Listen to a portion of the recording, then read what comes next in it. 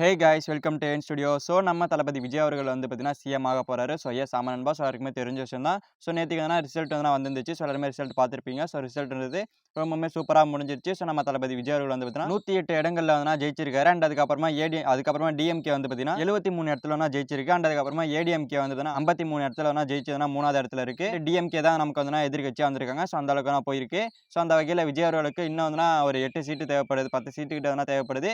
மொத்தமான 118 seat இருந்தால் தான் விஜய் அவர்கள் முதலமைச்சர் ஆக முடியும். ஸோ அந்த வகையில் இன்னும் ஒரு 10 சீட்டு வந்து தேவைப்படுது. ஸோ அந்த வகையில் விஜய் அவர்கள் இப்போ வந்து யார்கிட்ட வந்து கேட்பாரு அப்படின்ற மாதிரி ஒரு டாக் போயிட்டு இருக்கு. ஸோ அப்படி வந்து யார்ட்டையுமே பேசல விஜய் அவர்கள் அப்படின்னா தொங்கு சட்டமன்றம் ஆயிடும். ஸோ தொங்கு சட்டமன்றம் ஆயிடுச்சு அப்படின்னா மறுபடியும் ரீ எலெக்ஷன் ஆகஸ்ட் செப்டம்பர்ல வைப்பாங்க. மறுபடியும் எலெக்ஷன் நடக்கும். ஸோ அப்படிதான் போகும். ஸோ அந்த வகையில் வந்து பார்த்தீங்கன்னா மறுபடியும் யார் ஆட்சி அமைப்பா அப்படின்ற ஒரு கொஸ்டின் மார்க்ல போகும். ஸோ அந்த வகையில் விஜய் அவர்கள் காலையிலேயே வந்து பார்த்தீங்கன்னா ஆளுநருக்கு ஒரு கடிதம் எழுதியிருக்காரு. ஸோ அதாவது என்னை வந்து கூப்பிடுங்க, நான் வரேன், நான் நிரூபிக்கிறேன், நான் ஒரு 10 சீட்டு கன்ஃபார்ம் பண்ணி தரேன் அப்படின்ற மாதிரி விஜய் அவர்கள் சொல்லியிருக்காராமா. ஸோ அந்த வகையில் யாரை வந்து விஜய் அவர்கள் கன்ஃபார்ம் பண்ணுவார் அப்படின்ற மாதிரி ஓடிட்டு இருக்கு. ஸோ நிறைய பேர் காங்கிரஸ் என்ன பண்ணுவார் அப்படின்னு மாதிரி சொல்லிட்டு இருக்காங்க. காங்கிரஸ்னா டிஎம்கேயோட கூட்டணி வச்சு ஒரு சில தொகுதியில் ஜெயிச்சிட்டாங்க. ஸோ அவங்கள்ட்ட போகிறதுக்கான வாய்ப்புகள் இருக்குது. ஸோ டிஎம்கே கட் பண்ணிட்டு நம்ம காங்கிரஸ் இழுத்துக்க டிவிக்கு இழுத்துக்க வாய்ப்புகள் இருக்குது அப்படின்னு ஒரு பக்கம் சொல்லப்படுது. இன்னொரு பக்கம்னா ஏடிஎம்கே கூட வச்சிருங்க அப்படின்னு சொல்லிட்டு இருக்காங்க. பட் ஆனால் ஏடிஎம்கே கூட வைக்கிறதுக்கான வாய்ப்புகள் கிடையாது. ஏன்னா ஏடிஎம்கேவை சரமாரியாக விஜய் விமர்சிச்சு விட்டாரு. ஸோ அந்த வகையில் ஏடிஎம்கே வாய்ப்புகள் கிடையாது. ஸோ அந்த வகையில் யாரை வந்து சூஸ் பண்ணுவார் அப்படின்ற மாதிரி ஒரு கொஸ்டின் மார்க் ஓடிட்டு இருக்கு. ஸோ பார்ப்போம் யாரை கூப்பிட்டு விஜய் அவர்கள் ஜெயிக்கிறாரு அப்படின்னு சொல்லிட்டு. இன்னொரு 10 நாளில் விஜய் அவர்கள் வந்து பார்த்தீங்கன்னா இந்த 10 சீட்டை கன்ஃபார்ம் பண்ணணும். ஸோ அந்த வகையில் யாரை பண்ணுறாரு அப்படின்றத பொறுத்து வந்து பார்ப்போம். அண்ட் அதுக்கப்புறமா நம்ம விஜய் அவர்கள் ஜெயிச்சதுக்கப்புறமா நிறைய பேர் விஜய் அவர்களுக்கு வாழ்த்துக்கள் சொல்லிட்டு இருந்தாங்க. ஸோ திரைப்பட நடிகர்கள் நிறைய பேர் வாழ்த்துக்கள் சொன்னாங்க. அதுக்கப்புறமா விஜய் அவர்கள் வெற்றி சான்றிதழ் பெறதுக்காக பெரம்பூர் போயிட்டு வந்தார். ஸோ அதெல்லாம் நியூஸ்லாம் லைவாக பார்த்துட்டு இருப்பீங்க. ஸோ அந்த அளவுக்கு ஒரு தரமான சம்பவமாக முடிஞ்சு போச்சு.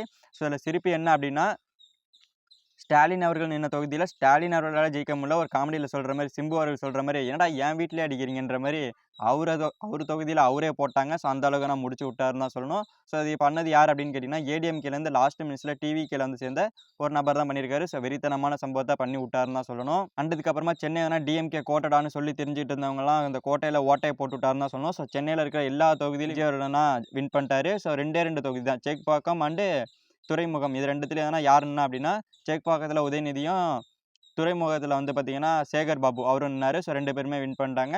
அங்கே மட்டும்தான் டிவிகே தோல்வி. மற்றபடி எல்லா தொகுதியிலும் விஜய் அவர்கள் வெற்றி பெற்றார். ஸோ சம்பவத்தை பண்ணி விட்டாருன்னு தான் சொல்லணும்.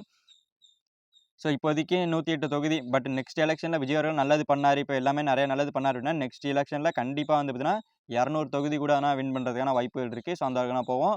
சரி ரைட்டு. டிவிகே, டிஎம்கே, ஏடிஎம்கே நாம் தமிழருங்க அப்படின்ற மாதிரி தான் எனக்கும் தோணுது. நாம் தமிழர்லாம் வரவே கிடையாது. அடித்து உள்ளே இறக்கிட்டாங்க. யாருமே ஓட்டு போடல அப்படின்ற அளவுக்கு போயிடுச்சு. நாம் தமிழர்னா ஒரு சீட்டு கூட ஜெயிக்க முடியாத அளவுக்கு கீழே போயிட்டாங்க. ஸோ பாவம் அப்படின்னு தான் சொல்லணும். ஸோ அவங்க என்ன சொல்கிறதுன்னு தெரில. ஸோ சாட்டை அவர்கள்லாம் உட்காந்து பேசிகிட்டு இருந்தார். விஜய் அவர்கள்னா ஒரு சீட்டு கூட ஜெயிக்க மாட்டார், 2 தொகுதியில தோப்பாரு அப்படின்னு சொல்லிட்டு இருந்தாரு.